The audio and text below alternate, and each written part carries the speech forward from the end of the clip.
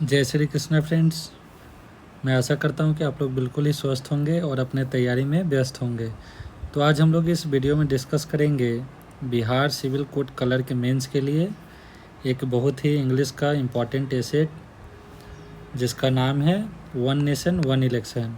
और बहुत सारे का कमेंट भी आ रहा था कि ये टॉपिक कराया जाए, तो मैं इसे लेकर आप लोग के सामने आ गया हूँ। आप वीडियो के अंत तक बने रहिए। मैं इसमें आपको कंप्लीट बहुत ही सिंपल लैंग्वेज में आपको ये टॉपिक कंप्लीट कराऊंगा और इसे अच्छे तरीक़े से आपको समझाऊंगा ताकि आपको एग्ज़ाम में लिखने में कुछ आइडिया मिल सके। और ये जो टॉपिक है वो आपको लगभग 150 वर्ड्स में कराया जाएगा, जो कि आपके एग्ज़ाम पॉइंट ऑफ व्यू में मतलब आपके एग्ज़ाम में 150 वर्ड्स में ही आपसे वहाँ लिखने को बोला जाएगा। तो वीडियो के अंत तक जुड़े रहिए। तो आइए हम लोग स्टार्ट करते हैं अपना जो टॉपिक है। तो देखिए, सबसे पहले हम लोग टॉपिक का क्या करते हैं, हम लोग इंट्रोडक्शन लिखते हैं। तो किस प्रकार से आपको इंट्रोड्यूस करना है टॉपिक का, ये बहुत ही इम्पॉर्टेंट होता है किसी भी ऐसे राइटिंग में। तो देखिए, सबसे पहले हम लोग देखेंगे कि वन नेशन वन इलेक्शन होता क्या है। तो देखिए, इसका हिंदी मीनिंग क्या होता है, तो एक राष्ट्र एक चुनाव। तो देखिए, सबसे पहला लाइन क्या लिखा है, one nation one election means holding elections for the Lok Sabha and all state assemblies at the same time. बोला जा रहा है कि वन नेशन वन इलेक्शन का मतलब क्या होता है, तो एक साथ चुनाव, यानी कि लोकसभा चुनाव और जितने भी स्टेट असेंबली का जो भी चुनाव है वो सभी को एक समय में कंडक्ट किया जाए, उसी को वन नेशन वन इलेक्शन कहा जाता है।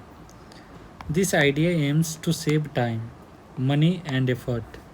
बोला कि ये आइडिया का मेन उद्देश्य क्या है, तो समय को बचाना, पैसा बचाना और एफर्ट को कम करना।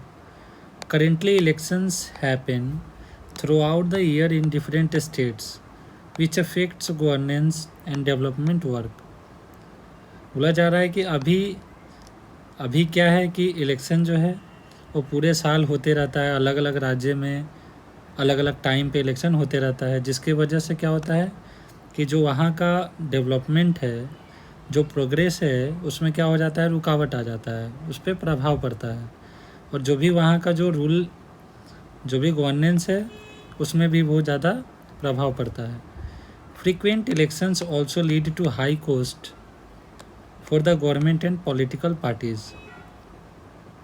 बोला जा रहा है कि बार बार चुनाव कराने से क्या होगा कि इससे ज़्यादा पैसा भी ज़्यादा खर्च होता है, और क्या होता है साथ साथ में क्या होता है, गवर्नमेंट और जो भी पॉलिटिकल पार्टी है सभी का पैसा भी बहुत क्या होता है, ज़्यादा इसमें खर्च होता है। उसके बाद देखिए next paragraph, with one common election the focus will be more on development and less on constant campaigning. बोला जा रहा है कि अगर एक इलेक्शन अगर होगा तो इसका मेन जो फोकस है वो क्या होगा, डेवलपमेंट पे होगा, यानी कि विकास पे होगा। और जो कांस्टेंट जो कंपेनिंग जो इधर उधर होते रहता है वो कम देखने को मिलेगा। It will reduce the burden on security forces and government staff who are deployed during elections. और इसके साथ साथ क्या होगा कि जितने भी सिक्योरिटी फोर्सेस हैं, जितने भी पुलिसकर्मी हैं या जितने भी सरकारी कर्मचारी हैं, जो भी स्टाफ हैं जिनको इलेक्शन के टाइम में ड्यूटी लगाया जाता है, उनको भी क्या होगा, उन पे बर्डन कम हो जाएगा। However there are also challenges. हालांकि इसके साथ साथ इसके साथ चैलेंजेस भी है, यानी कि आपको बहुत सारे परेशानियां का सामना भी करना पड़ेगा। If a state government falls before completing its term it may be hard to maintain the common schedule. बोला जा रहा है कि अगर किसी भी स्टेट गवर्नमेंट का अगर उसका 5 साल पूरा होने से पहले अगर कहीं का सरकार अगर गिर गया तो फिर बहुत ही मुश्किल होगा उसको फिर से कॉमन एक शेड्यूल में मेंटेन करने के लिए।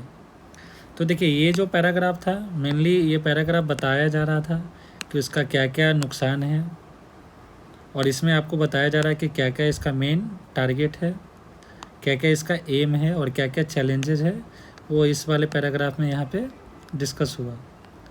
उसके बाद देखिए लास्ट का जो पैराग्राफ है, to implement this system changes in the constitution and agreement from all political parties are needed. बोल रहा है कि इस सिस्टम को इम्प्लीमेंट करने के लिए, यानी कि लागू करने के लिए, बदलाव करने के लिए हमारे कॉन्स्टिट्यूशन यानी कि हमारे संविधान में क्या होगा, बदलाव करना पड़ेगा, जिसके साथ ही सारे पॉलिटिकल पार्टी का क्या होना चाहिए, एग्रीमेंट, यानी कि उसका अप्रूवल होना बहुत ज़्यादा ज़रूरी है।